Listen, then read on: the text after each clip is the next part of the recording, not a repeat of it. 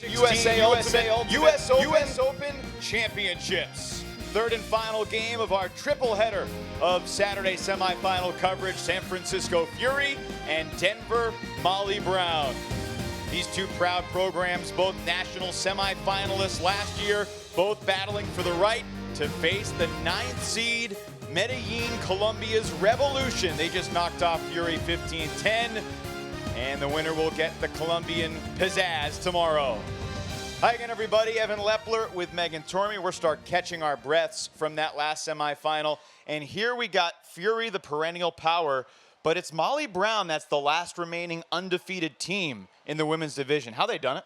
They have spent the entire weekend getting themselves into a good headspace. And for that reason, they've all been bringing their A game.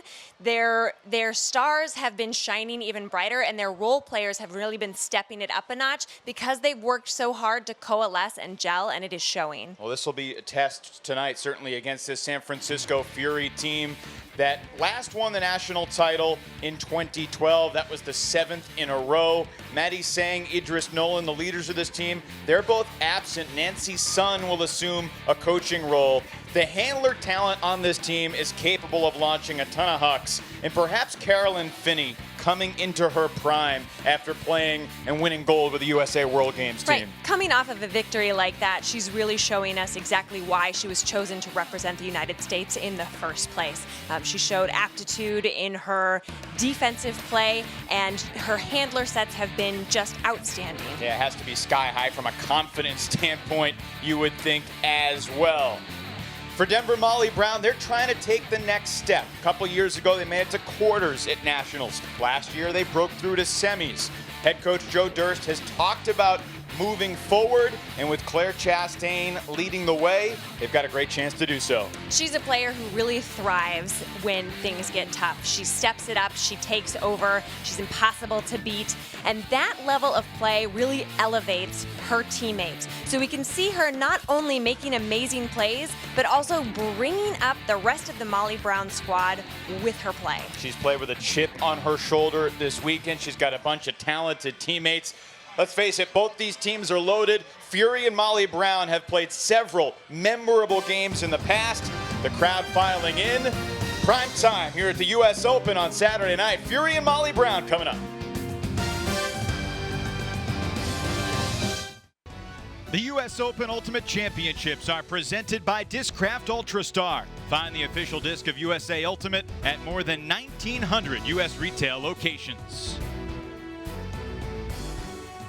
Season is young, but it's the second meeting already for Fury and Molly Brown. Fury lost a 13-11 third place game at the Pro Elite Challenge a few weeks back. Starting lineup for San Francisco, you look at the handler core. Octavia Payne played for Molly Brown last year, former World Games player 4 years ago.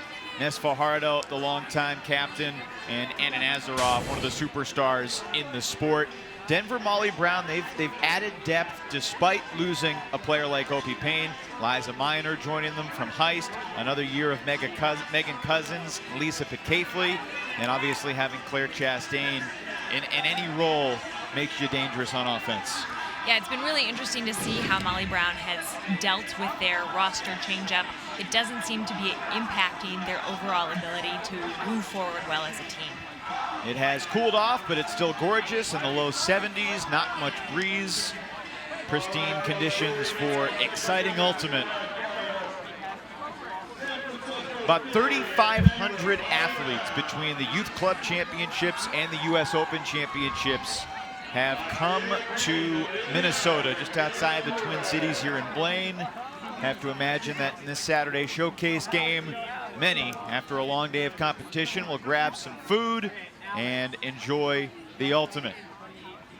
And Octavia Payne going against her old team. Of course, she won a couple national titles with DC Scandal against San Francisco Fury, and now she's on the Bay Area side of things as Chastain launches immediately, intended for Piquet. Oh, and off her fingertips in the end zone. She stared at it for a moment in disbelief. Even she was surprised she didn't make the catch, as Molly Brown aimed to set the tone early that they were feeling dominant. Claire Chastain's probably thinking, I couldn't have put it in a better spot. Pelletier probably thinking the same thing. Nazaroff picks up, hits Kayla Jorgensen.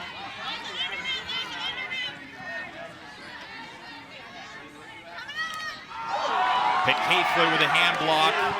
Pelletier a second chance and a clean clap catch. If at first you don't succeed, Lisa Pelletier gives Molly Brown 0-0 lead. You don't often get another opportunity against Fury like that, but when you create that opportunity yourself, why, it's only fitting that you should then get the score. Megan Cousins, the interception and the dime.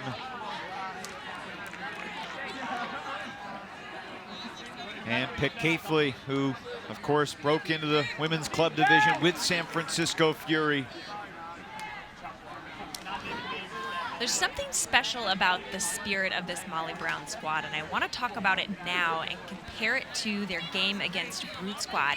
They came out looking and seeming amped up, and I think that's what helped them gain that early lead on Brute Squad that Brute Squad really struggled to battle back from. It ended up being a very close game, but that gap in the beginning is what set the tone for the entirety of the game, and it looked like Molly Brown was purposely trying to come out and set a similar tone.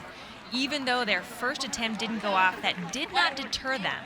That kind of mistake could set them back, could cause them to lose their confidence. But Pelletier kept her mind in the game, and instantly they were rewarded. And there's been a looseness with the way they've played throughout the weekend. It's a fine line between still being serious and focused, but also being relaxed and loose.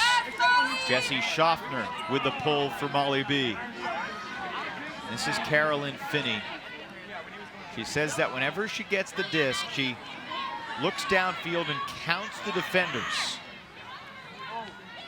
Something that she's done since she started playing Ultimate. Wants to know where everybody is, and she throws with authority. This is LaRoche, the veteran. To another longtime Fury star, Alex Snyder. There's Opie Payne cutting downfield, resets for Finney, and that was gorgeous offense from San Francisco. Finney to LaRoche for the goal, turnover free. It was nice defense from Molly Brown coming out, but here already we're starting to see some of the flexibility and versatility from Fury that sets them apart from just any other team. Alex Snyder, a World Games veteran, along with Opie Payne from 4 years ago. But this is Carolyn Finney's time.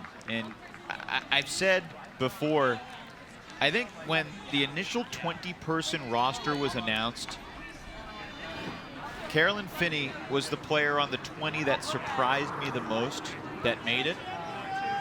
And then I went to practice and watched them work as a team and really focused in and realized that I had underappreciated her for the little things she does on the field. Her movement away from the disc, her spacing as a handler, and her leadership. And obviously, Alex Guesquier, Maddie Sang thought enough of her to bring her on board, and she paid off that confidence with a magnificent performance.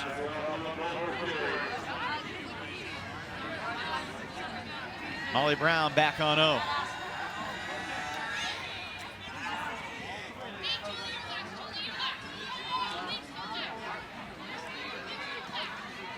Paige Applegate over to Sarah Pesch.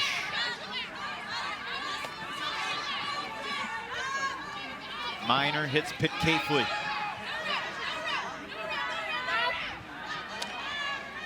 Claire Chastain is on the field, and she'll get her first touch coming out of the stack on the edge of the red zone.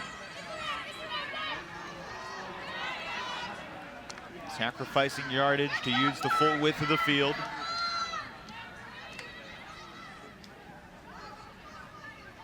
Chastain looks off Lizzie Laurie.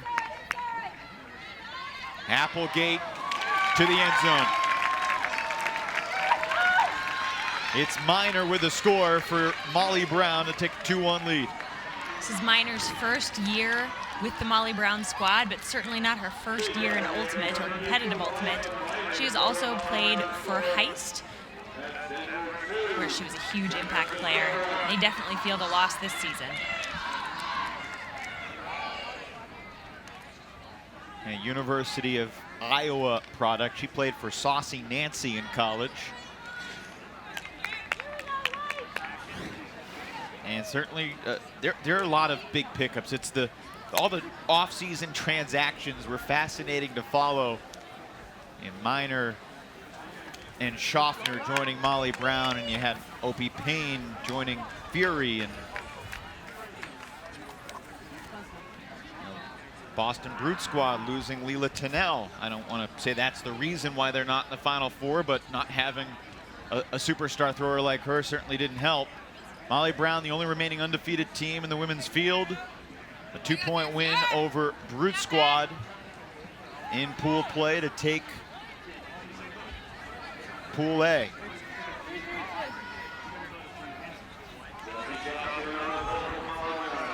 Molly Brown had a handful of other close games. They beat Revolution 15-12. That was the first game of the tournament.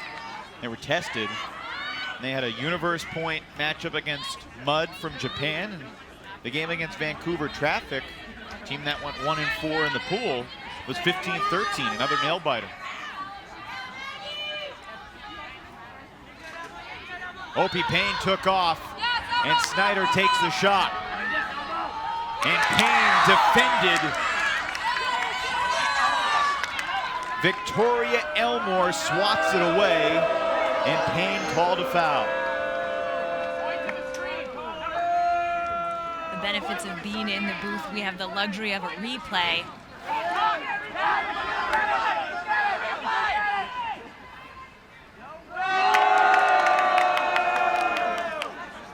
What do you think? Observer just ruled no foul. Yeah. Certainly some body contact. But I think it was after the disc was hit. Elmore has been a very lethal deep defender for Molly Brown. That is not the first time, nor will it be the last, that a deep throw intended for someone other than her is going to get in her hands. Elmore, her first season out with Molly Brown, making an early impact from Virginia. She played at James Madison. And it's going to be exciting to watch Jessie Schaffner try and pilot this Molly Brown D-line.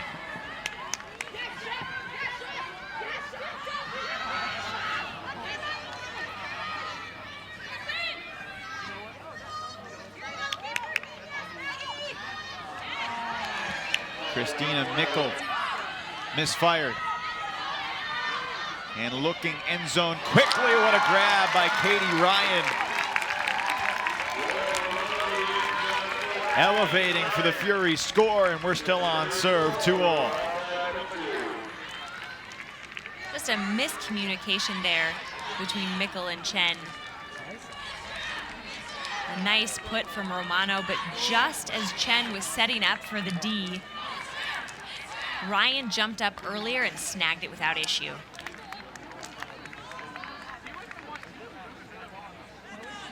Drea Romano played very well over in France at Beach Worlds, representing Team USA. And Katie Ryan, just her second year on Fury. Her first goal of the day.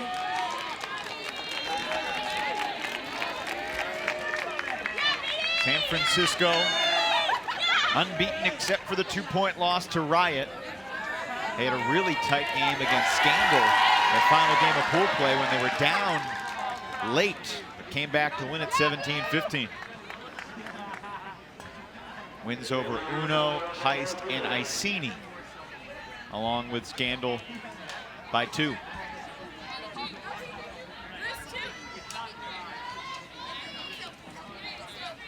Each team has had a chance to break, unable to do so.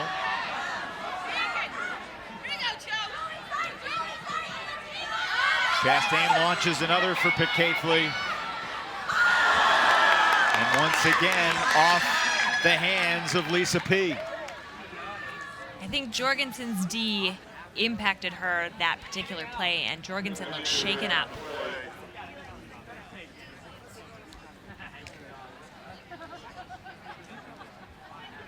hard landing for Jorgensen. And the effort, as you said, I'm not sure she got the disc, but the footsteps. Yeah, definitely impacted Pekathy's ability to clamp down on that disc.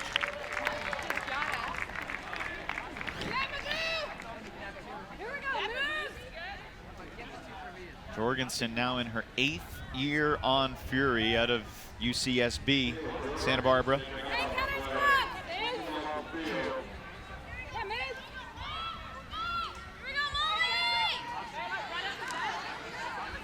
See if Pekathy can get the disc back super fast again like she did the last time. She's not guarding Jorgensen though. Kayla's out of the game.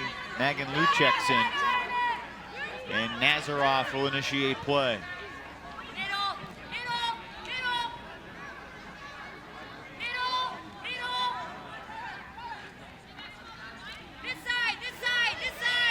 Nazaroff rifles it downfield. Elena Gorlin continues to nest Fajardo. Oh, and she got perhaps unintentionally knocked in the face. No worse for wear. Sneaks it through.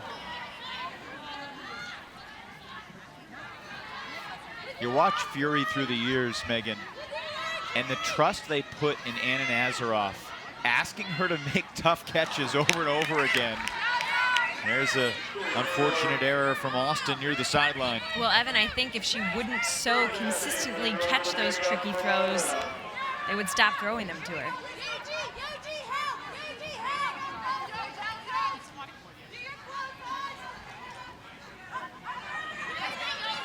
It was Miner going deep. Chastain holstered it. Crossfield, Lauren Bacher to Lizzie Laurie.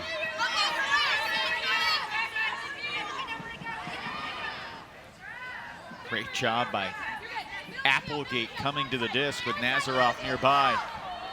Pekathy overshoots Laurie.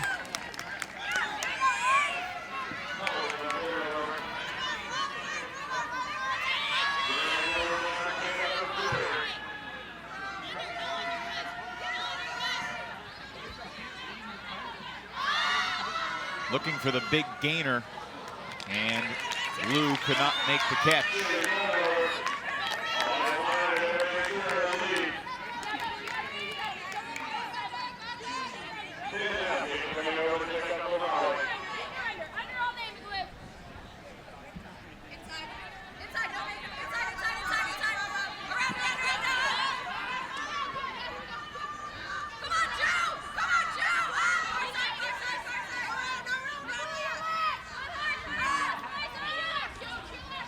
Fury forcing Molly Brown backhand most of this point. Nazaroff quickly pops up after stumbling, then gets broken.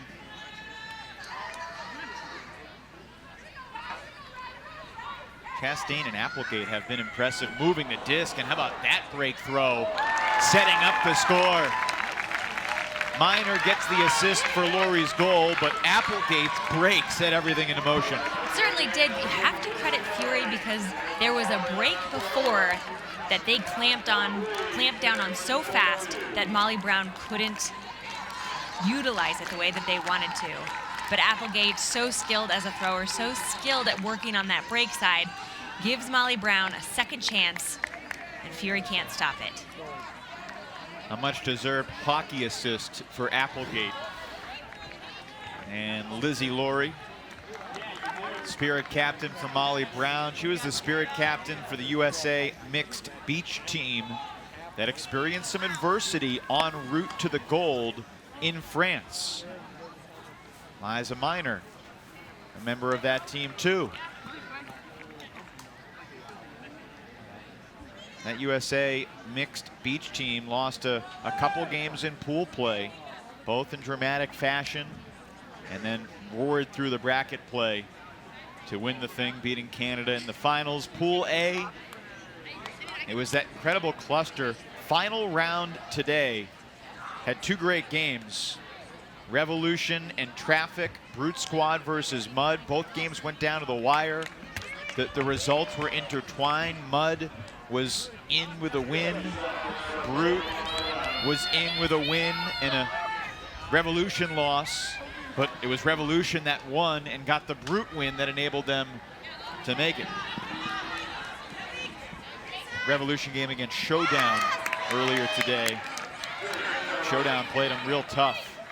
Showdown had a great battle with Brute Squad as well. Here's Schaffner wanting it all. Sam Pelletier got it!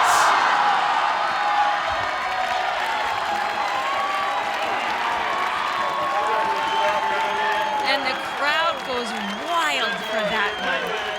What a rip from Jessie Schaffner. I mean, talk about beautiful execution. At first, I thought that disc was certainly sailing out of bounds, but then it flattened out. Not that it was an easy catch for Pelletier. She certainly made it interesting. Maggie Rudin was neck and neck, and Pelletier elevated. University of Delaware product with the sky. And the game's first break goes to Molly B.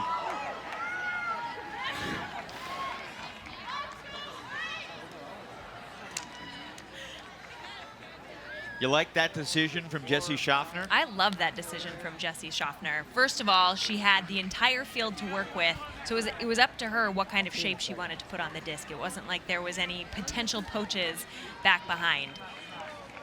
Like I said, again, I think it went really close to the sideline. The fact that Pelletier had both traffic and the sideline to contend with made it a little bit tight, but in terms of decision, I thought it was beautiful.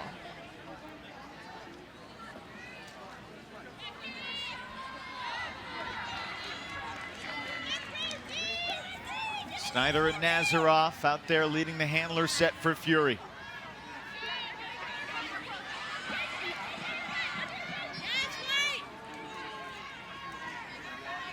Alex Snyder in year 12,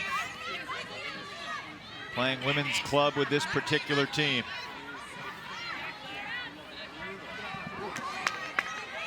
It's nice to have two former Callahan Award winners in the backfield. Snyder and Nazaroff.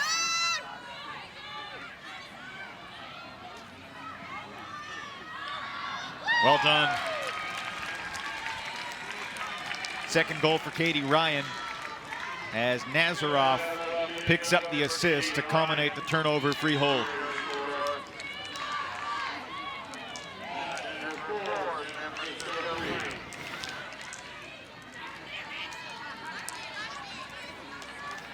Fury looking very smooth against some very tight Molly Brown defense, but having quite a few options underneath. And coming up to the goal line, I think Ryan just recognizes that Nazaroff is about to catch the disc right outside the end zone just a little bit faster than her defender does.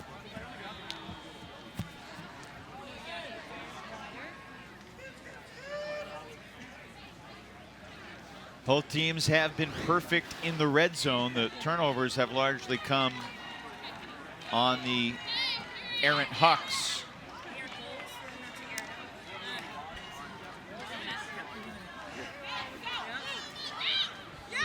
Nazaroff usually takes the field with a smile on her face, despite the story of how she got her nickname Mad Dog.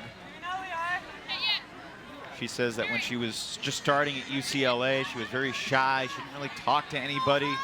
And everybody just thought she was really angry all the time. And then they realized she had some game.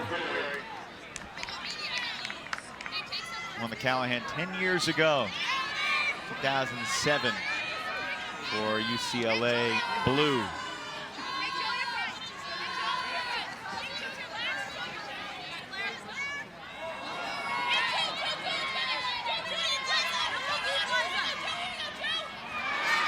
All done, coming back to the disc, and then Miner lets it rip, but poaching off the play was Marika Austin.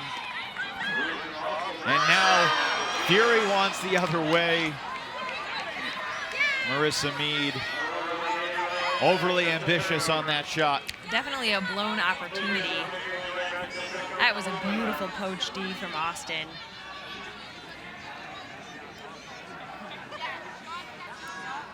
Throwing into poaches is something that everyone has to learn to avoid because they're out there. Defenders are hunting. It's so hard to guard the greatest athletes in this sport, so you need to be clever. Did you have a strategy, perhaps after throwing into a poach, if you ever did, to try to avoid it in terms of your vision? I would look into the space I thought my cutter was cutting into, and then would do a quick scan to the left and the right. Sounds simple enough. Look both ways before you cross the street. I don't know. I don't think it was as nuanced or as intelligent as Finney counting the defenders. Chastain wants the end zone. Will it float enough? No, float too far, actually. Beyond the sideline. Uncatchable for Cousins.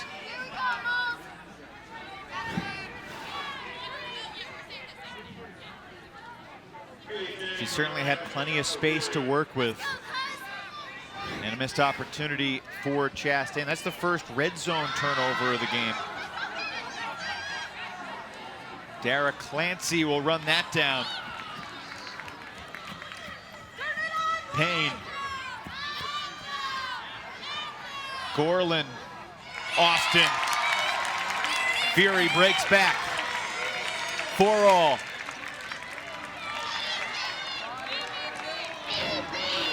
That was some beautiful offensive flow from Fury, and we've seen them do this to Molly Brown before.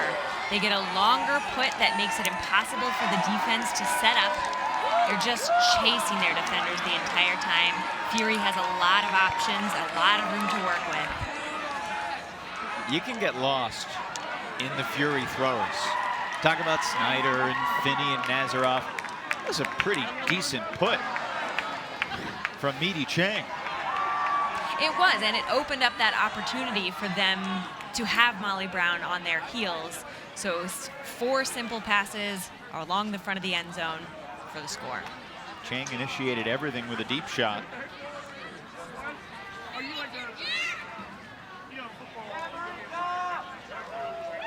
So each team now has 1 break apiece. Riot 5-0 in Pool B, 2-point win over Fury. Game that Ulti-World film. You can watch the replay by becoming an Ulti-World subscriber and supporting their great content.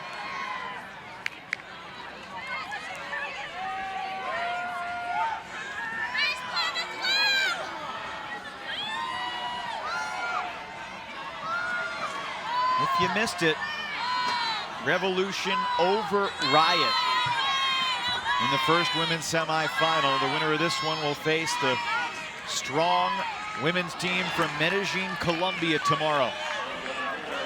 Miner unable to make the catch, and now Molly Brown looking a little shaky. A chance for Fury to take its first lead. Tough grab. That's Sharon Lynn over to Megan Liu. Megan, you got to be impressed with Fury's downfield spacing, right? Absolutely. They do a great job of pulling back their horizontal stack, not too far, but just enough that their downfield cutters have enough opportunity to work through, and their handlers stay nice and wide. It's a great pump fake from Liu to set up the cut, and Charrier telekinetically in sync with Liu.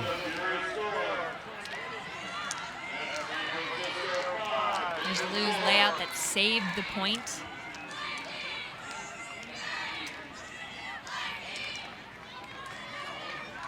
And you saw Pesh bite on the fake. Charrier sneaks through for the goal.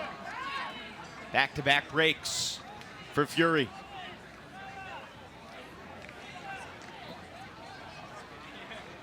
Megan, you were going to nationals and your heyday, not to date you, was when Fury was winning every single year. What was that like for you as a competitor playing for Chicago Nemesis? Well, it was like we would go and play our games and then watch Fury win the finals on Sunday. That was the plan. Nice routine. It was. We knew there was a consistency. We'd hang out on the beach on Saturday night, wake up to watch Fury win. How surprised were you in 2013 when that routine was suddenly blown disrupted away. by her? I was blown away. And honestly, it was a harbinger of change in the ultimate scene. It was no longer that the Bay Area was the powerhouse. Other people were growing, developing their programs, reaching out to younger players sooner, getting good coaches, increasing their ultimate IQ, and that change has just continued to permeate the United States. And, as we're learning from today, the rest of the world as well. No question about it. Well said. Octavia Payne, the two-time champ with DC Scandal. Last year playing with Denver Molly Brown. And after a couple of years in the Rockies, joins Fury. That 50-50 pack falls to the ground. Opie Payne's probably got a ton of really cool jerseys after all the teams she's played on, all the trades she's made.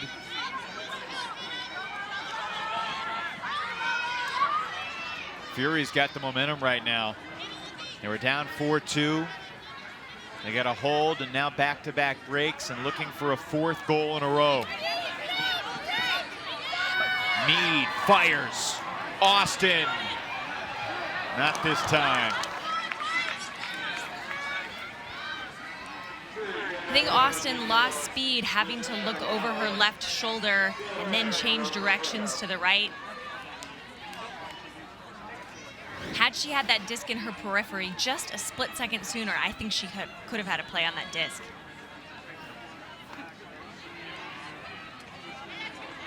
Worth mentioning, both these teams are missing some key players. Jesse Schaffner rips one. Gorgeous, majestic flow. And it's denied by Alden Fletcher, but a foul called. St. Pelletier. And it looks like Fletcher did not contest. At the spot of the foul. Let's You have see. 20 seconds to walk the line once you're tapping in. See that? There you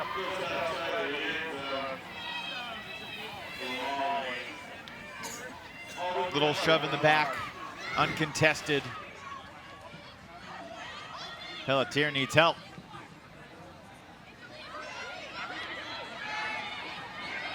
Kirsten Johnson with a stall count rising over Schaffner, caught by Pelletier. So Pelletier still ends up with the the goal by her name. Jesse Schaffner probably would have had that. She's probably frustrated that she stole her goal.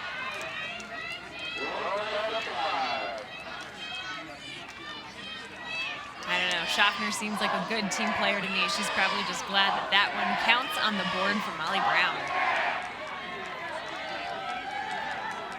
Kirsten Johnson with the assist.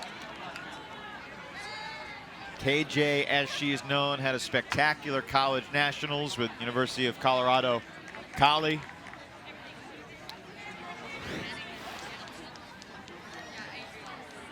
It's fun. It's always fun watching college players ascend to the club division in no matter men's, women's, mixed. Watching a player like Julia Schmaltz for Texas do her thing for Showdown this week. And obviously Kirsten Johnson as well, stepping up for Molly Brown. Of course, not her first year with the team. But I think you make it to the semifinals of college nationals, you gain a little more notoriety to your reputation.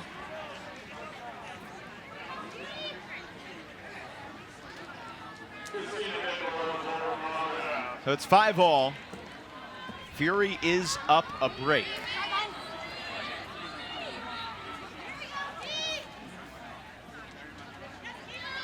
Finney to Rudin.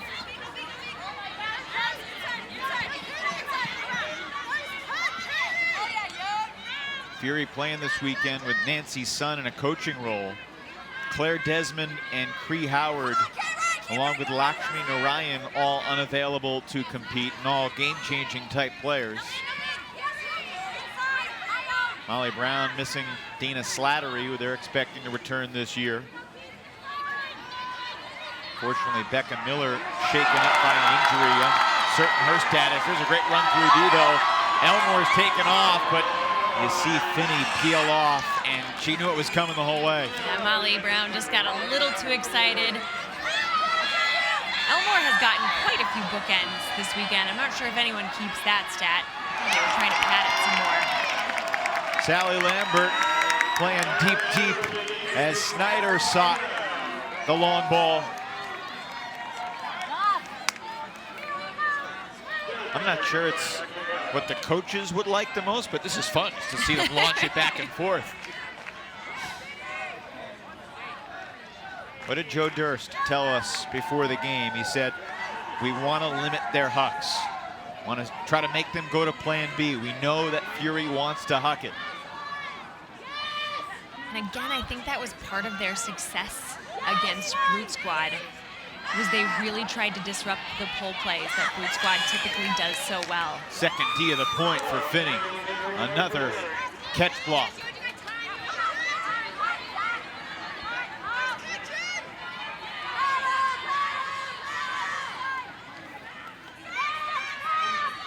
LaRoche to Snyder.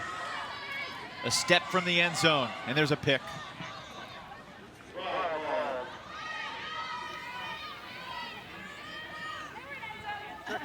Maggie Chen catching up.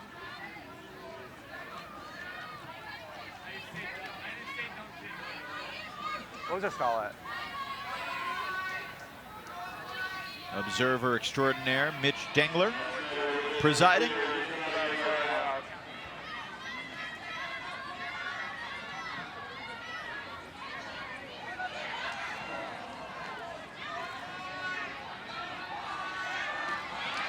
Snyder, still slippery. How about the point for Finney? 2 Ds and the assist. It's not reasonable to ask her to catch the goal too. 6'5" Fury. Probably would have liked to have done it in a fewer possessions than they did. But when it came down to the wire, Fury was excellent at working through very tight spaces. It is possible, by the way, to get the assist and the goal. If it's knocked? If, say, on a windy day, you throw it, it gets knocked around, and then you catch the ricochet. Doesn't happen often, but it is a legal play. You can't obviously throw it to yourself without anybody else touching it. Well, then I guess we could expect Finney to get 2 Ds for the assist and catch the goal. She's basically done everything else in Ultimate this season so far. But not enough for Evan, apparently. She grew up a basketball player, was a point guard, and she plays the game with the cerebral nature of some of the top point guards.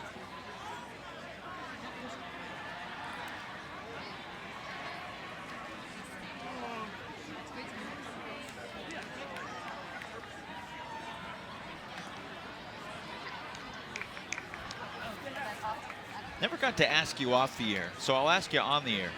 Did you have an expectation coming into this game? You watched both these teams a lot the past couple of days.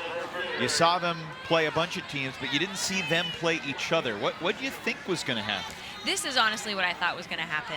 Trading of points, maybe Molly Brown going up early in the game. I just think that they come out so well. And that's a difficult thing to create. That's a difficult thing to coach, to come out hot at the beginning of the game. Sometimes it takes getting into it before you start playing your best. But Fury's a really tough opponent to discount, to discredit, to ever catch on their heels. Wow. A bullet toss from Applegate. Molly Brown in the red zone again. But Caithley was waiting for a mark.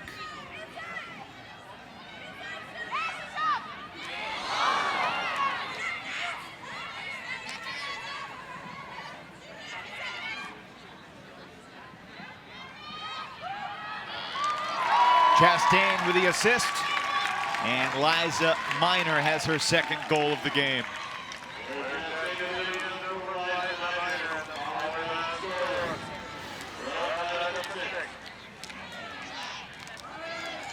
and Pelletier playing just a little bit of catch, giving Miner time to set up this perfect, unguarded cut.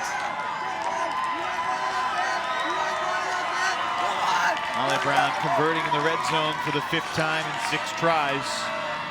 That's the 2nd turnover-free hold for Molly B. Fury has 2 as well.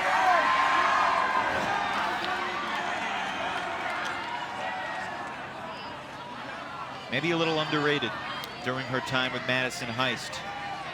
Team that doesn't have the depth at the moment to compete in this top 4. Sure, Robin Wiseman and Georgia Bosher are working to change that, but you know, you think about Heist, you thought about Wiseman, Bosher, they're gaining more talent. Liza Miner's a really good player. She is a really good player, and talking with Chastain before the game, she said Liza is fitting into the offense beautifully, and we've seen that time and time again this tournament. Pelletier, Applegate, and Chastain work the disc down the field, weaving with one another. Very often, Miner is the person who times her cut perfectly, who finds the space nicely to be that finisher to that 3-person weave.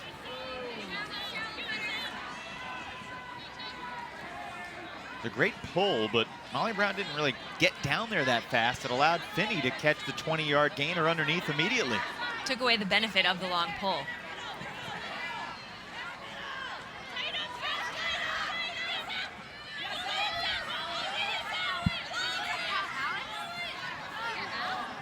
Snyder to Lou. Finney's gone downfield now. Snyder taking over as the quarterback. Rudin.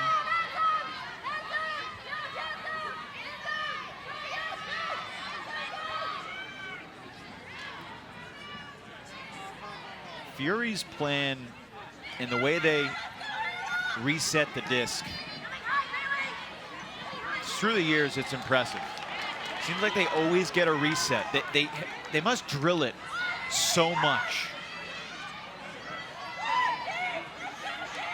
One handler comes across the disc, someone comes from the stack, from the break side. And what just a textbook offensive possession. I mean, that was pretty stuff. There was an end zone set that we called Fury, naming it after Fury, trying to get a little bit of flow just like they have. And you're right, when we were talking with Joe Durst before the game, and he said he wanted to limit their hucking game, he wanted to take away Plan A. The problem with Fury is that Plan B is really good too. They've got a few different tricks up their sleeve. Right. They're no one-trick pony.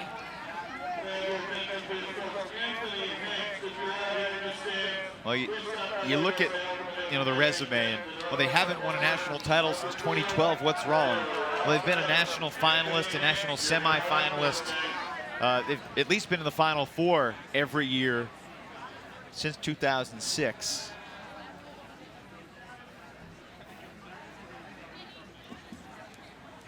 Couldn't get it into the end zone on that shot to Romano, but just the disc kept moving. And Finney ultimately picks up her second, or make that her 3rd assist of the game to Rudin. It's tough when you're Molly Brown to put on defense that tight and still not be able to stop Fury from getting it in the end zone. That's great that you guys had an offensive set called Fury. You know, I look on the field, Ness Fajardo, Yelena Gorlin, they were both teammates of mine on Nemesis. They were part of the group of us who would sit and watch Fury win nationals every year. I remember playing in a game against Wisconsin. We had a play, an end zone play called Wisconsin, and out of a timeout, they ran that play against us and scored. And we couldn't believe it. We're like, we have a play called Wisconsin, and we still got beat by it. That's why they were Wisconsin and we weren't. That had to sting. Fury has a chance to take half here and go up another break. Overshooting Austin. Charrier's throw incomplete.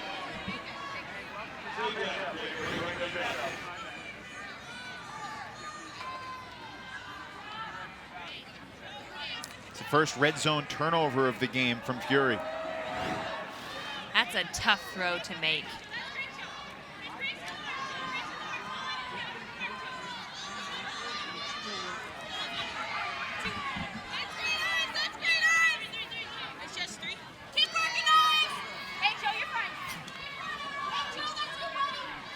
These are two teams that certainly aren't afraid to go the full 70 yards. These are not teams that you want to just punt and play D against, obviously. Especially in these conditions. Right. That's a recipe for a very exhausting game.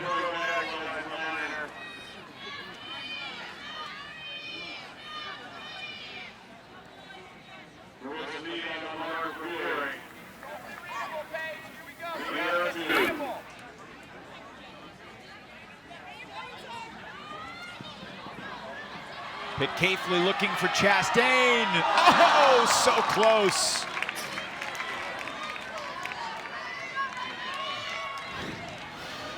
Good bid.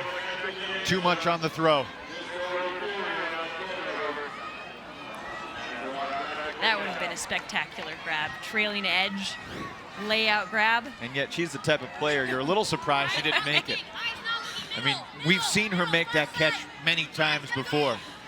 One of my mentors on Nemesis, Mia Zirk, said, problem with being really good is that then expectations are always very high. That's fair. She's at that level. Nazaroff tried to force the throw through. Excellent defense. I believe that was Bacher. Stride for stride with Chang.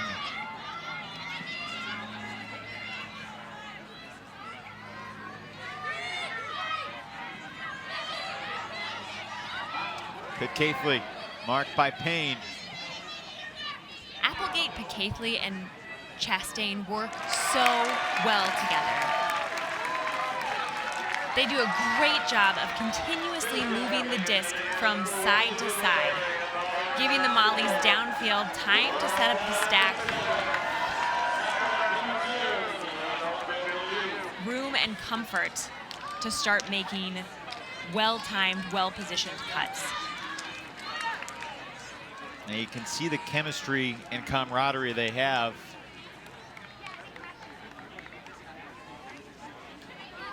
Perseverance from Lori. She made the cut for Pelletier. It wasn't there. She went back to the stack, and then the eye contact set it up from Applegate. And again, it can't be overstated that the fact that Pelletier, Applegate, and Chastain can work so well together, it gives them the opportunity for Lori to reset herself, find the appropriate spacing. With lesser chemistry between three handlers like those three, that could easily result in a forced throw or a stall. Timeout called. This next point will take it to half. There's always the glass half full, the glass half empty thing. If you're Fury, even if you get broken here, you're on serve, receiving the disc to start the second half. Glass half full, you're right there. Glass half empty, you're 2 for 9 on break chances. They've had a lot of opportunities to cash in and be up by more.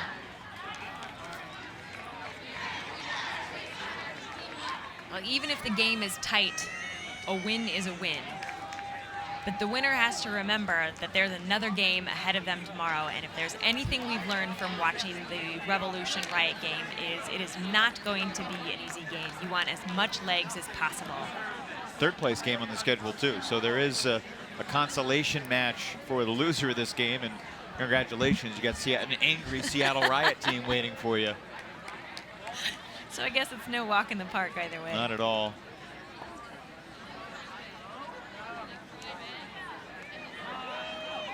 Conversely, Molly Brown's only had 4 break chances. They're 1 for 4. Fury's still up a break right now. If they can hold here, they'll receive the disc to start the second half. Up by 1. You see the timeout around 7-7 a lot. If a team has a timeout left, allows you to stack that line a little bit more. And for this Molly Brown defensive point, you see Chastain out there leading the run down. Chastain will mark Finney. Those two are matched up a lot in USA World Games practice. Lou beats Pelletier for the under.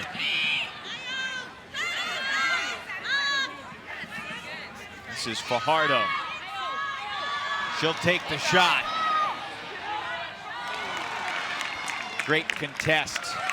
Katie Ryan felt the presence of Sally Lambert in several different ways. Yeah, Lambert definitely impacted the play on that disc. Neither of them touched it, but it's because of the way Lambert set up her own defense. Lambert, talented defender. Her 7th year on the team, 5'10" tall.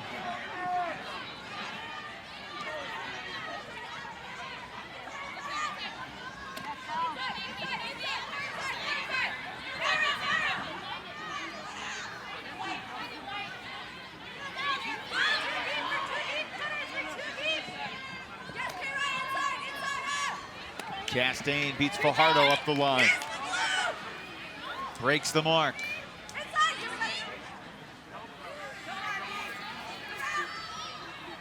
Chastain, of course, coaching University of Colorado College, just dished it to one of her top players that she coached this year. Now back to Schaffner.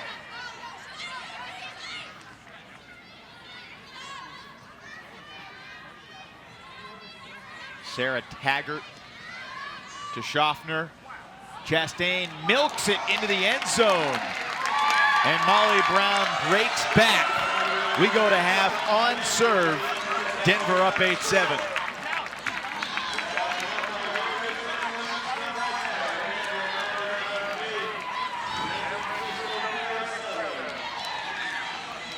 Here's the turn that led to the opportunity for Molly Brown to take half. Lambert's defense really forcing Fury to go too early. Decision Fajardo might want back. Undoubtedly. And pretty impressive awareness there. You know, it's risky if Finney makes a step and a play on the disc. Certainly an intelligent, heady player herself, but Chastain knew she had the space. Schaffner picks up the assist. And I think she knew she had a good angle in terms of most of her shoulders, most of her body was facing the field, meaning she was keeping the Fury defender at her back, unable to reach in and take that disc away from her.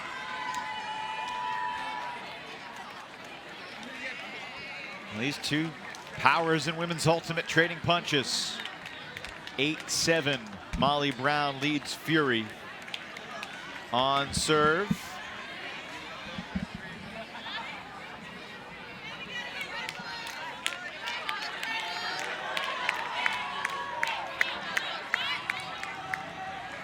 Halftime a little bit longer in the semifinals and finals than during pool play. Some of the coaches didn't like the fact that they only had 5 minutes in pool play. Get a little bit longer, of course, in the semis and the finals. Bethany Kaler of San Francisco Fury joins us. Bethany, your thoughts on that first half? Pretty competitive back and forth battle.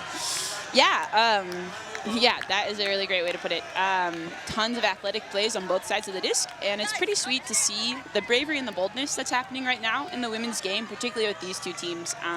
Taking those deep shots, getting those big Ds, and when you don't, putting your head down and getting back on the line and doing it all over again.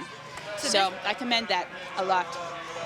This game, I think, is a little closer than most people anticipated going in. What kind of adjustments would Fury have to make to pull away? Oh, interesting. I don't think I wouldn't have anticipated that. I anticipated this grind.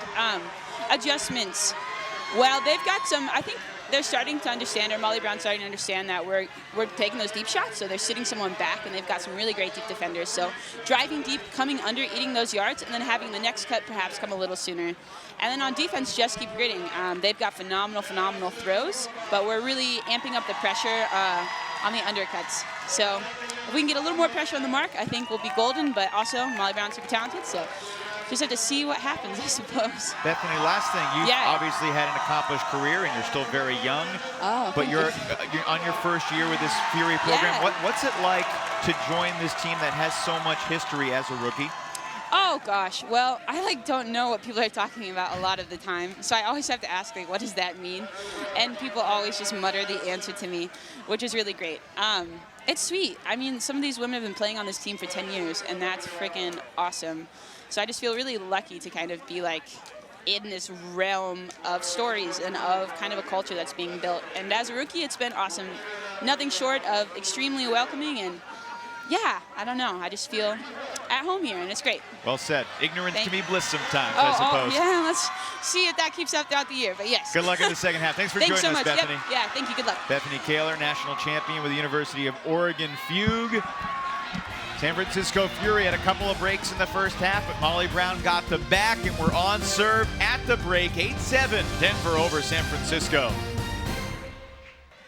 8-7, Molly Brown leads Fury at the half. Winner of this one gets the team from Colombia, the female phenoms from Medellin Revolution, who took down Riot 15-10. Plenty of highlights in this first half. Missed opportunities for each team. Pitcairn got a second chance on the first possession, capitalized on it, and just very exciting back and forth ultimate. Yeah, both teams have been showing why they are here in the semifinals. We've seen a lot of grit, a lot of determination, some great long throws that have been kept in by a hope and a prayer and a really athletic receiver. Sam Pelletier going up high over Rudin near the sideline for that one. And then this shot by Meidi Cheng, she didn't factor into the assist or even the hockey assist, but setting up Clancy for Fury's typically cool, calm, collected red zone offense. Right, that has been, I think, probably their biggest asset against Molly Brown's defense, is trying to get a slightly longer put so that they can get ahead of the Molly Brown defense. Of course, Pelletier caught another goal there, stealing it away from Jesse Schaffner. And this possession, Fury textbook with Finney on point, as she typically is. Maggie Rudin caught the goal, but Fury missed an opportunity. They were up 7-6. Had a multi-turnover point at 7-6. Laurie scored to make it 7-all, and then Chastain to take half 8-7. Fury will receive to begin half number 2 in a game that certainly could go either way. Final half of semifinal Saturday coming up here from the Twin Cities.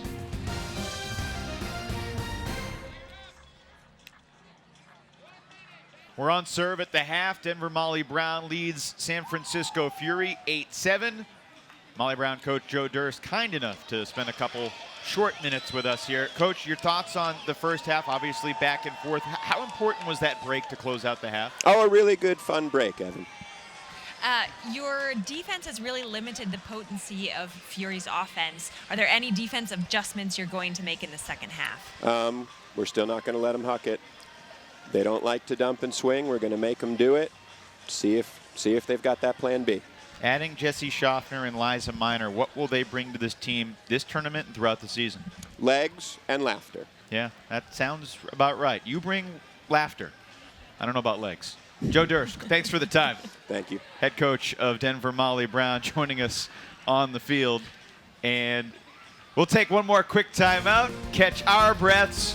8-7 your score, second half when we return.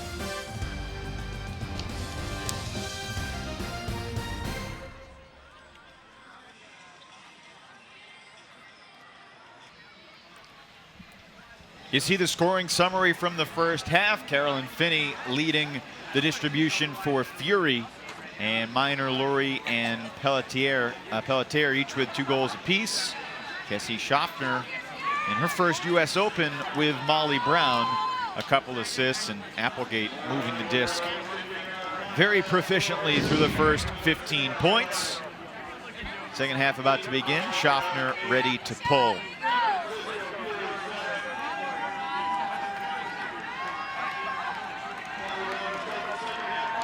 Schaffner, of course, last year played with DC Scandal.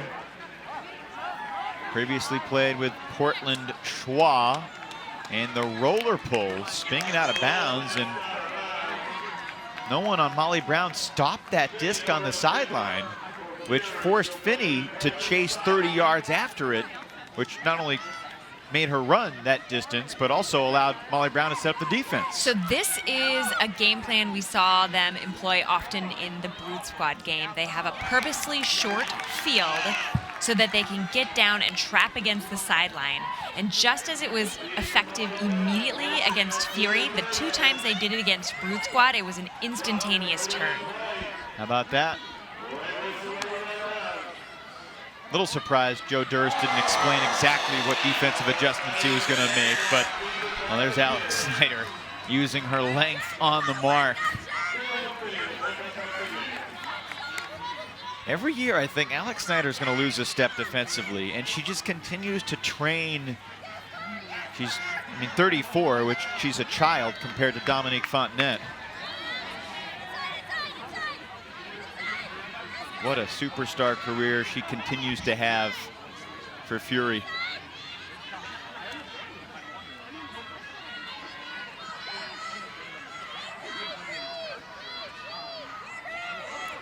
Molly Brown clearly itching to get that D back, but Fury being very patient, very disciplined with the disc and their offense. Rudin to the end zone. Yes! It's Katie Ryan again for Fury. It was a beauty of a put. Those are trickier throws to make when your receiver is running towards the sideline. But here we see the Schneider D that resulted in that very patient offensive point for Fury. Look at that throw going towards the back of the end zone. Ryan, who was sprinting towards the sideline, had to adjust and make sure she laid out to grab it. Tremendous catch. Equalizes the score at 8-all. It is our 7th tie of the game. We were not tied at 3s. We've been tied at every other integer so far.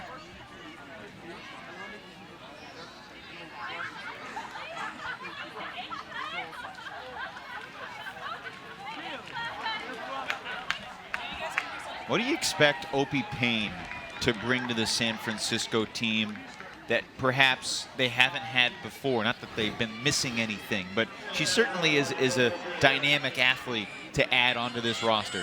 Well, and I think her flexibility is a nice addition to Fury. We can watch her grow and develop because nobody is relying on her for any one thing. They already have a very talented, flexible, versatile roster, so we can watch her start to expand her skill set because, like I said, they're not looking or leaning on her for just one talent of hers. Pitcaithley winds up. Laurie in pursuit. Won't get there. So Pitcaithley with another throwaway. Opens the door for a Fury break.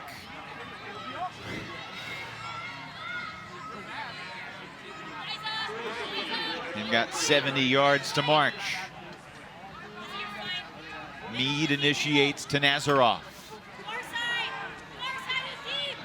Nazaroff's been her typically steady self. Rarely a game goes by without her making a spectacular play. So sit tight, everyone. The clock is ticking, and it's coming.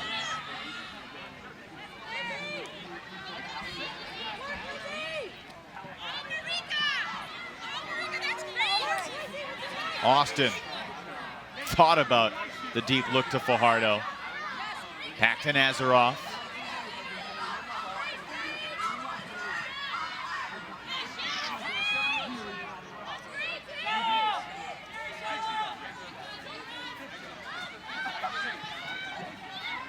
Well done by Meade attacking the disc. Meade has been an impressive performer today. Oh, tremendous bid from Chastain. And an even better grab.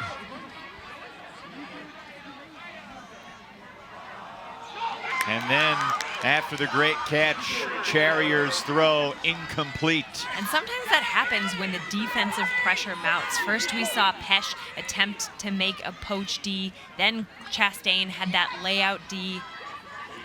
Sometimes when you're on offense and you're trying to remain calm, the other team starts to get amped up intensity-wise with their defense. That can force a miscue. Miner giving Chastain a chance. She's wide open. That's an easy clap catch for the hold.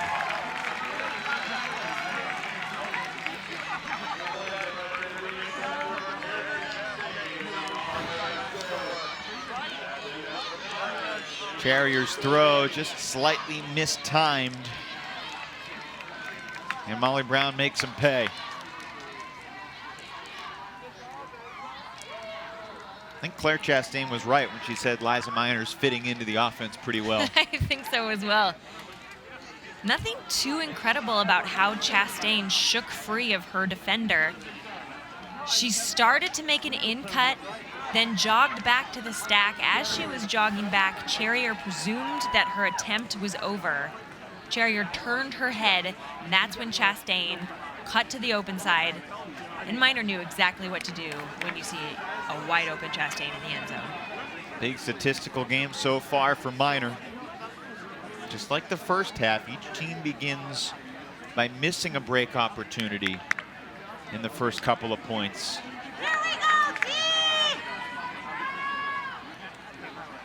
Schaffner ready to launch the pull for Molly Brown. Molly Brown formed in the Denver Boulder area in 2010.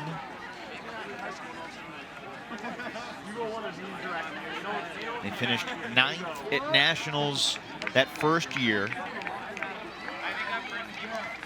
Made quarters in 2011, finished 7th. 2012 improved again, finished 5th. Fell back in 2013 to 11th. In 2015, they broke back through to quarters.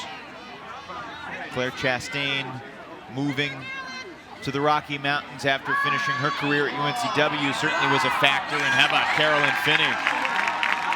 Motoring from the backfield all the way to the end zone. And a nice put to tie it up 9-all. That is just textbook beautiful Fury offense. Here we see Opie Payne throw to Ryan. In that particular frame, you can't see it, but Finney is already sprinting towards the field. She set her cut up almost even with Ryan.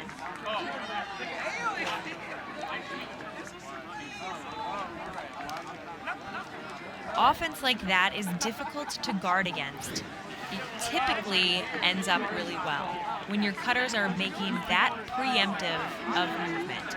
Had Finney not been open deep, she very easily could have turned and been an in-cut for Ryan. But her determination, her speed, setting up that cut that early, that position in the field, made it an easy score for Fury. She's used to throwing the goals. Now she's caught one too. Katie Ryan, you could say the exact opposite about. But it's a change of pace, and sometimes mentally. And I think we both can speak to this. You run down on defense, you're guarding a handler. You're thinking about the quick herky-jerky movement to stop the reset. You're not thinking about guarding the deep shot. That's an excellent point. Anytime on the field of play, when what you're expecting doesn't happen, you're typically just a touch slower to respond, and that gives the opposing team that golden window of opportunity to score. That was the 4th turnover free point for Fury.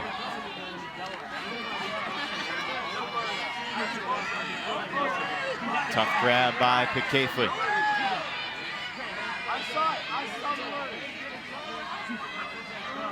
Looked off Chastain with Nazaroff defending.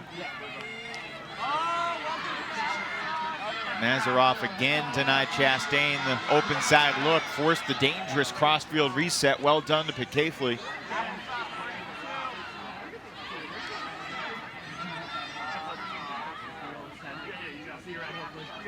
And now Chastain. She is the field general. Although Applegate, with every break she throws, makes more claim to that name. How about Paige Applegate? And a call perhaps will nullify this. That was rivaling Valeria Cardenas's around backhand in the Revolution Riot game. Without a doubt, she may not have stepped out as far. Now they're going to call it a goal, so give it to her. Applegate. Gorgeous dime.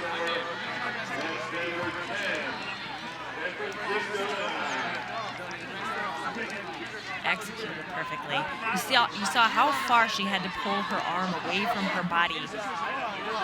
The farther your elbow goes from your body, the more difficult it is for you to be able to make the disc do exactly what you want to do. For that reason, we have to laud Applegate for her ability to break.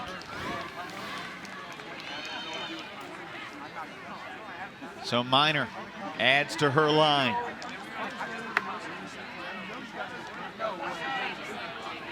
As does Applegate, Colorado State product.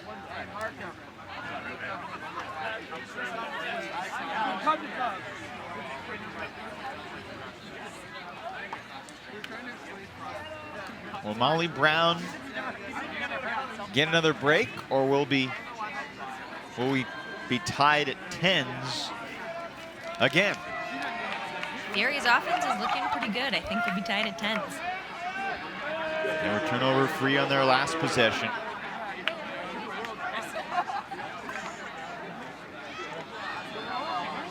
Payne, Rudin, Snyder, Finney, Ryan, LaRoche, Lynn and Romano.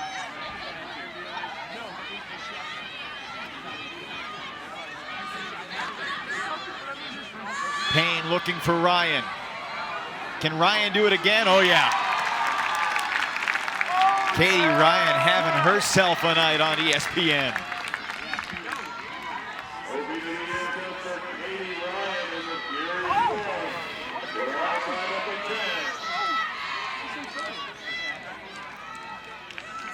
Nice forehand flick to get it to OP. Katie Ryan showing there's nowhere on the field she won't go to catch a score.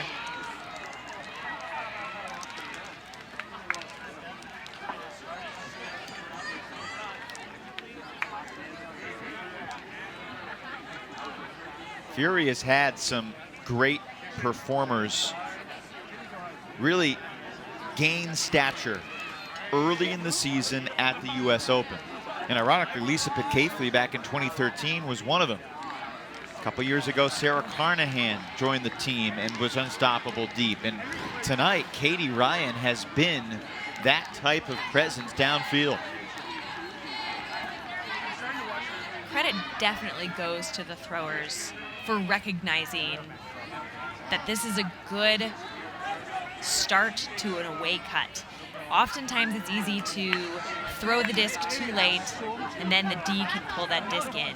But Fury is doing an excellent job of sending that disc long when their cutter is close enough to them, giving their cutter, in this case Ryan, plenty of time to run down the disc.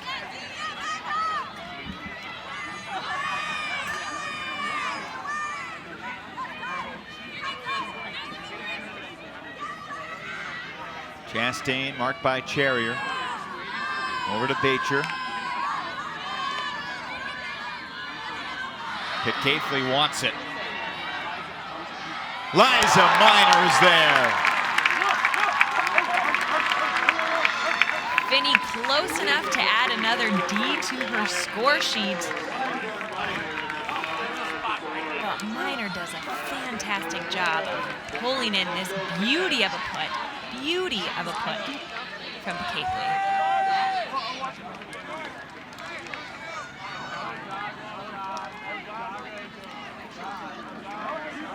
Picafley has obviously completed her game.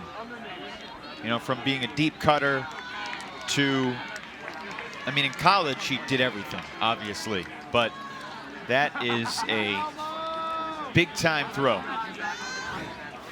And Miner attacked it the way she needed to. That's the first Huck goal of the game for Molly Brown. define the huck as greater than half the field.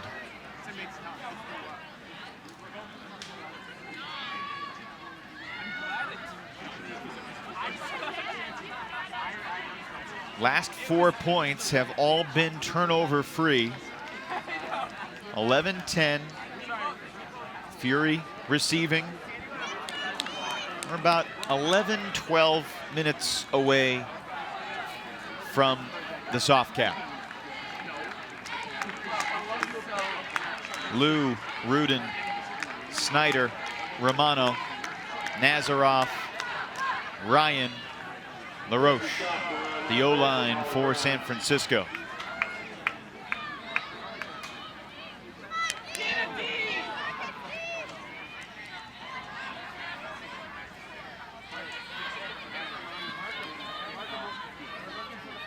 Rudin beats Lambert under.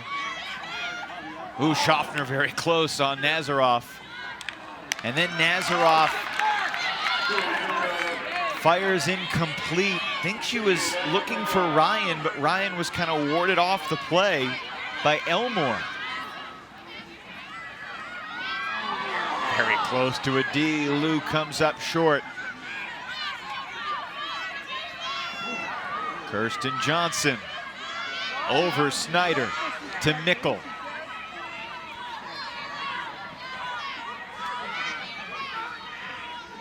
Melissa Devlin.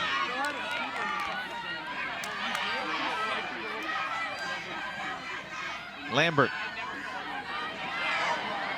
Back to Devlin, the former Philadelphia player, and she'll take the timeout, sensing the importance of this moment. Molly Brown rookie Melissa Devlin will have the disc when play resumes. And Denver looking to increase its lead to 2. Here's another example of how Molly Brown's defensive pressure hasn't necessarily resulted in one player gaining a stat, but rather just the overall tenseness forcing a turnover from the opposing team.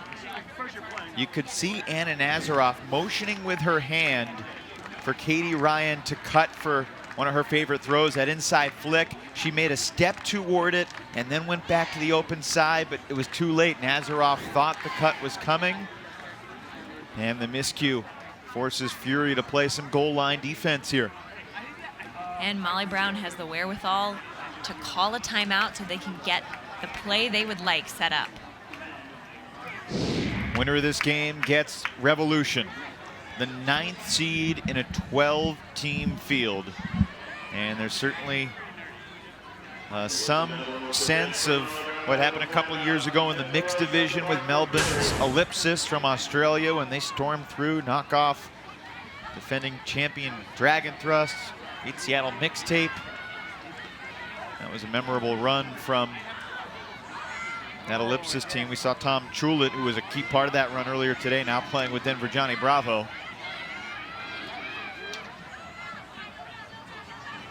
Back to Devlin on the sideline. What a head fake from Jessie Schaffner. They needed that swing too, because they were getting a little clumped up on this near sideline. In on 4. In on 4. 4.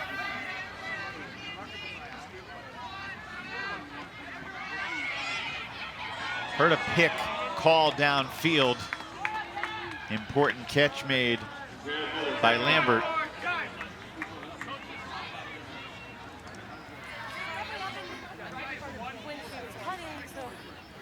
Well, you have no idea what you're at? We think because she got open so early. Right, isn't like is the pick right away. It was about a second or so in. So 5? Okay, sure. 5! 5! Glenn Ford involved in speeding up that decision. Oh, what a catch!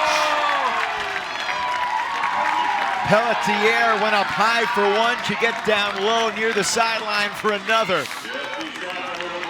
She just refuses to let down her teammate, Jessie Schaffner. That was a fun catch to watch. First of all, Pelletier knows that she's not terribly guarded. So she has the time to look down, make sure she focuses on getting her feet planted before she looks up to get the disc. Wow. First break of the second half. Not much room to spare. Not much room needed. Let's be honest. Molly Brown, in a bunch of tight games at this tournament against good teams, has made those tough plays late in games. I believe this comes down to the mantra they set for themselves at the beginning of the season, which is grit, trust, and whatever. Grit makes sense, right? They're demonstrating it moment to moment. Trust, believing that everyone on the team is putting forth all that they have. The whatever stands for both whatever it takes and whatever works. They let people warm up in fake mustaches. Yeah. Whatever you need to do to be your authentic self. They didn't just warm up, they played, They wearing did play in fake mustaches earlier in the tournament. Yeah, I didn't believe Claire when she wrote that to me in an email, but then I believed. But that mantra really has helped define them, enabling the entire team to buy in as they are. If everyone feels truly invested in the team, it's easy to keep your head in the game, your head and the heart in the game when things start to get tight and tense. Oh, Payne's throw to Snyder incomplete. This is danger territory now for Fury.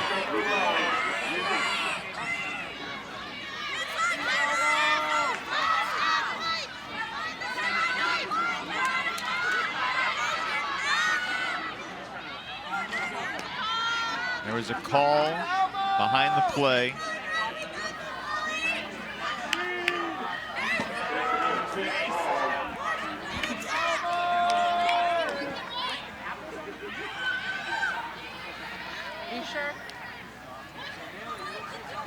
Don't want to jinx him, but I have to point out, it's been a long time since Molly Brown has turned the disc over. They have played very, very clean throughout this entire second half. Yeah, and I have to credit Taggart. As soon as that disc was turned, motioned to her team to stay calm. Everyone got set up, and this is the result of that patience. How about it? How about it? Carolyn Vlack with her first assist of the game. And Molly Brown gaining momentum. And that's simply a miscommunication between Snyder and Payne. Payne thought she was cutting the opposite direction, but Molly Brown so quick to maintain possession of the gift they got from Fury. Maggie Chen with a good cut. You know, to be a defensive player when both offenses are playing well is almost living in an anonymous world sometimes, because you might not touch the disc for 10 points in a row when you're on the field. And then all of a sudden you throw a goal and catch a goal and you're ready. And that's the sign of an elite player. Well said. Yeah, when the offense is going well, it can make it seem like all of your efforts are for naught. Plus, you don't get the opportunity to practice your offense because your defense hasn't generated that opportunity. Maggie Chen, a product of the University of Indiana, like her absent teammate Dina Slattery.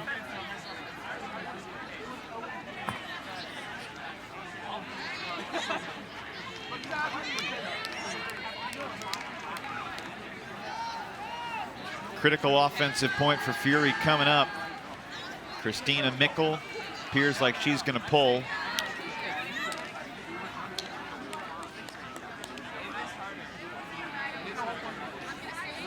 And the offensive line, a lot of familiar faces like Rudin and Snyder, Nazaroff and Finney. Megan Liu in her second year on the team.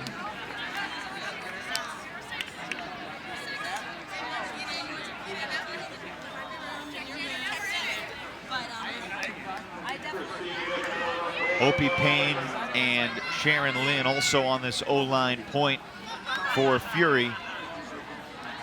And while scoring 5 in a row isn't impossible, it's unlikely against Molly Brown. So Difference between 14-10 and 13-11, massive perspective. And here we see Molly Brown set up that defensive play they did earlier. Keep the disc, keep the pull short, but send it out to the sideline so that they can trap Fury against the sideline. It's just a change of pace. It's a curveball. And even if you're a good curveball hitter, you don't see one for a while. You haven't seen it, it messes with your mind. Right, there's no obvious, this is what we do right here, right now. So you have to get out of your script and start improvising a little bit. Everyone on this team is so talented, improvisation is not an issue, but you're right, it's just a little unrehearsed. If you had a pull play lined up on the line, well, let's try something new. Pick downfield, halts the action. Vlock guarding Payne.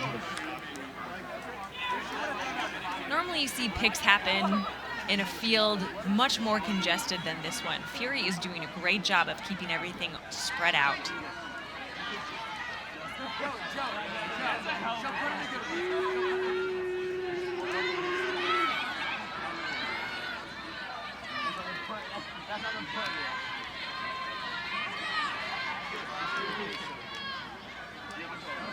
Nazaroff back to Rudin.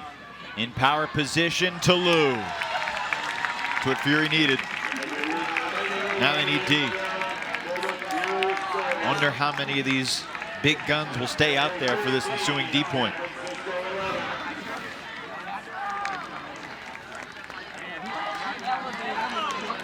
Nice toss from Mad Dog to keep that disc moving faster than Molly Brown's defense could keep up. Rudin throws to Mad Dog, who barely pauses before passing it right back to Rudin. And Nazaroff, incredibly quick releases.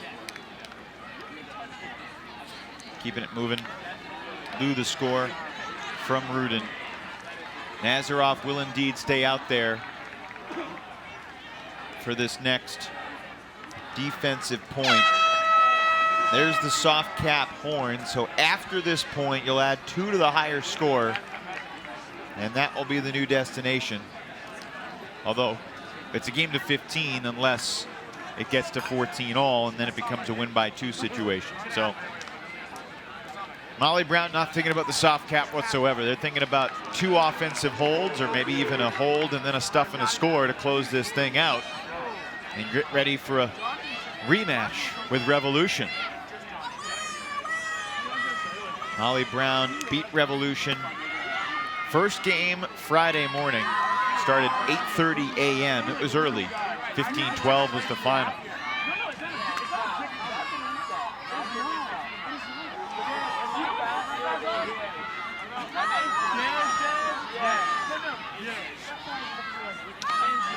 Pitcaffley carving up space underneath. Hassled by Fletcher.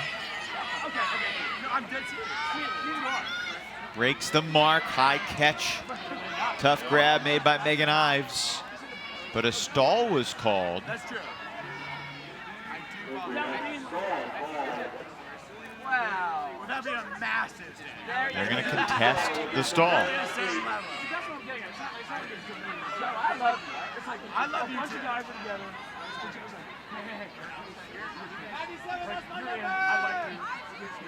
Listen, I've never been more fake gay with a guy before. Players returning to the spot when the stall was called, which was before the throw was released, obviously.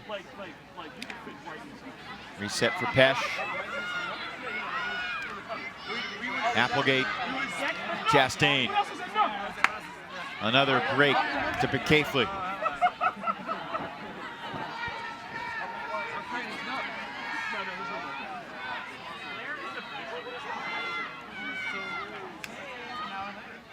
For so long, it was Fury and Riot. Fury and Riot.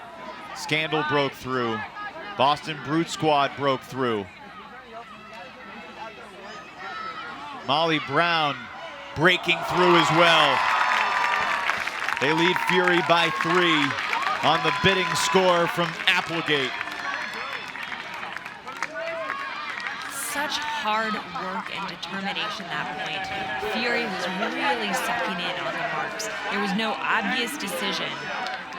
We saw Pelletier get very close to getting stalled out. That's how many options Fury was taking away. But it just took more handler movement from Applegate to get that disc in the end zone.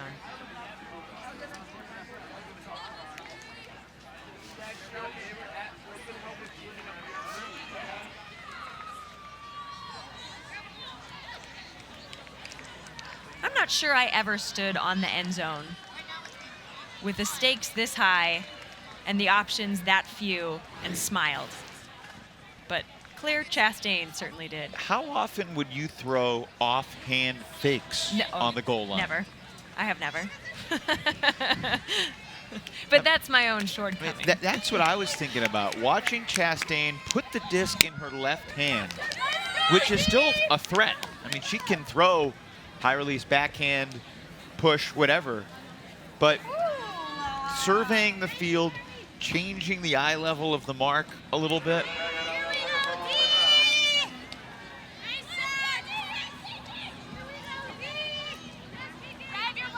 That is a mature move from Chastain.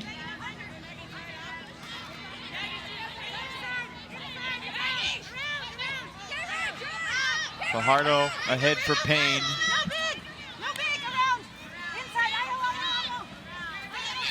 Remember, these two teams met on July 9th. Fury won by 2. Molly Brown won by 2. Now Fury's back within 2 on the shot to Megan Liu.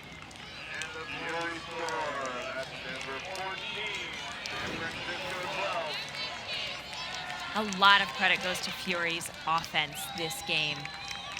Even as we near the end of this game, they have not started doing anything untowards. In fact, as the pressure has mounted, they've started reeling it in, dialing it in more, becoming even more reliable for Fury. Saw Finney take a couple throws like this in Poland. It's always a little risky to throw out of bounds just because you don't have the lane. There's the traffic there. It's a really tough throw, but that was perfect.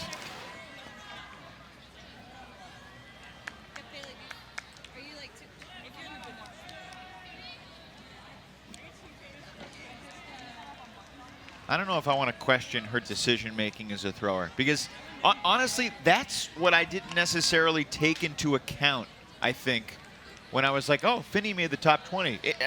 I thought she was a fantastic player, but I think she's been overshadowed by Cree Howard and Claire Desmond and Anna Nazaroff and Alex Snyder, etc. If she's the type of player who, when she gets the disc, is counting defenders, she obviously has a very analytical mind. She's able to break down a number of factors, and that leads to the kind of decisions that she makes. Yeah. So I can understand why you would question that throw, or just say rather that it's, wow, what a risk to throw out of bounds. But I'm sure she was taking into account the defenders who were present, the wind presence, and whether or not either of those could impact the outcome. Quite simply, she knew she had it. Right. She's better than us. Molly Brown trying to close this thing out.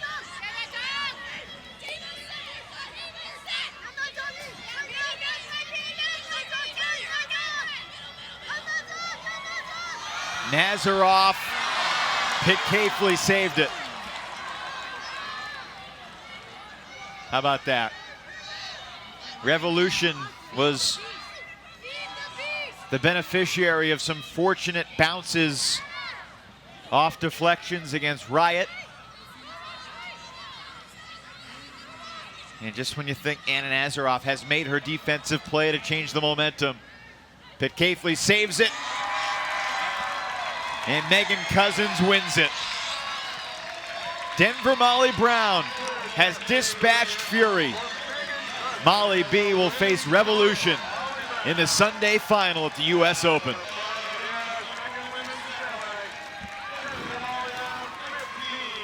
After that near D from Fury, it almost looked like they accepted their fate. Pelletier simply wanted it more. From that point, there wasn't much defense on Claire Chastain. Nazaroff looked like she was trying to communicate something to her team, but didn't get it out in time. Claire Chastain was wide open for any push she wanted. Molly Brown only turned it over twice in the second half. And Denver did not give it away at all over the final 10 points of the game. And that is why they're headed to the finals. So it'll be Fury and Riot in the consolation game. That's a change of pace. Denver and Columbia tomorrow.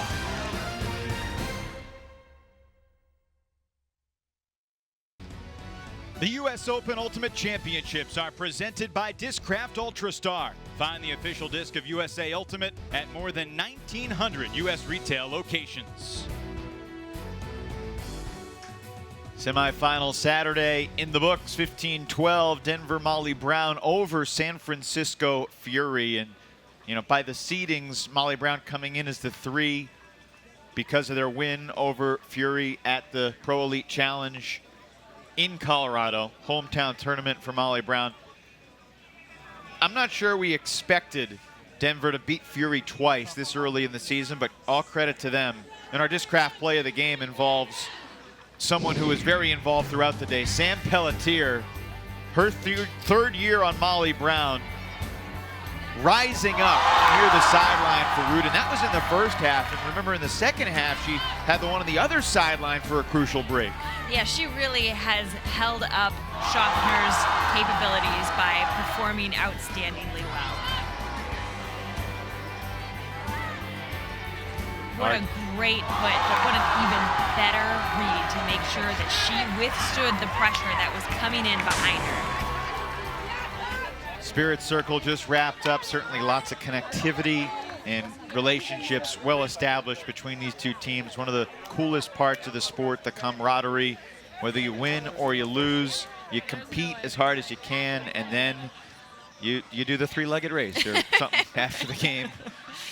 Claire Chastain is putting on the headset, and one of the leaders in the sport of Ultimate had herself a nice night tonight. Claire, congratulations on the win. You get a rematch with Revolution tomorrow, but before we get to that, just your thoughts on how you guys played in the second half. Because I don't think you played poorly in the first, but Molly Brown only turned it over twice in the entire second half. None of the last 10 points did you guys give the disc away. Wow, I didn't know that, first of all.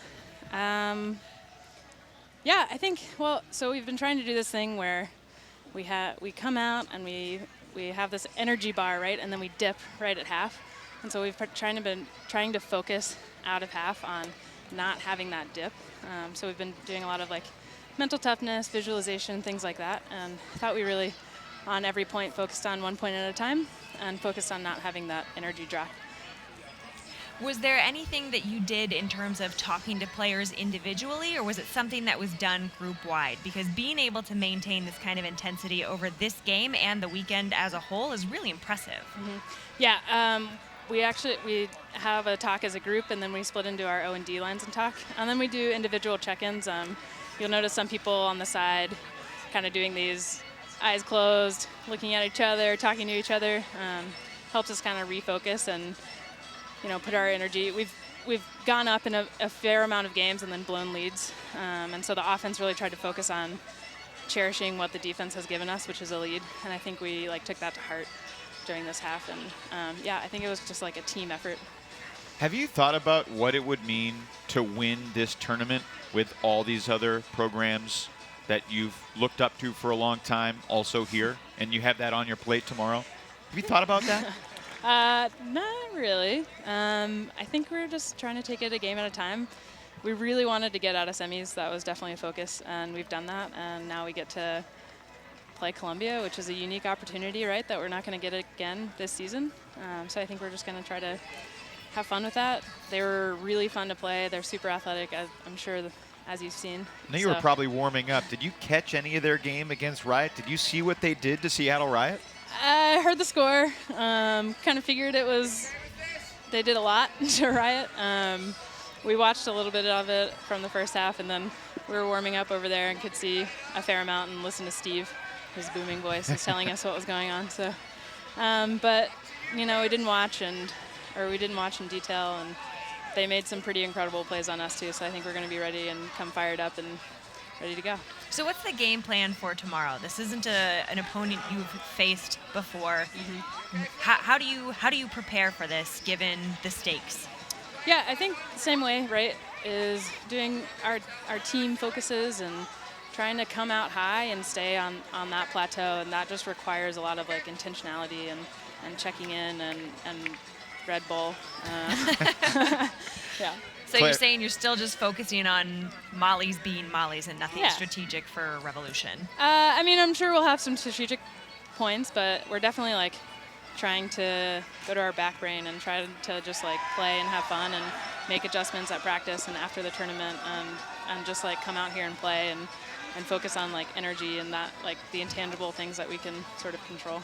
Claire, we appreciate the time. We'll see you Thanks, tomorrow. Evan. Thanks. Claire Chastain of Denver Molly Brown, a 15-12 winner, and she is in year number 4 with Molly B. And now we'll talk to a player who's in year 1. Liza Miner puts the headset on down on the field. Played a bunch of years in Madison after graduating from the University of Iowa. And now, Liza, your first year with this Denver team. You're on your way to the finals. How have you gotten so comfortable so quickly with this team? Molly is just an incredible team. They create the space for everybody to thrive. We really focus on ourselves. We focus on 1 point at a time, not really focusing on the score. Thinking about every opponent as sort of a faceless opponent past 1 or 2 strategy points. So it's really easy to come into that environment and just thrive in a really deep team where we're focusing on fundamentally catching and throwing. And we look up and sort of won the game is how it feels. Did you have any concerns going into this program? I definitely didn't have any concerns. I knew Molly's culture and I knew what success they'd had.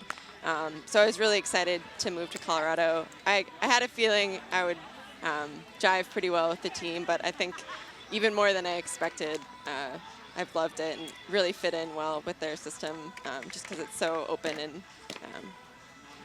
Liza, your first game of the tournament and your last game of the tournament are going to be against the same team. Who knew?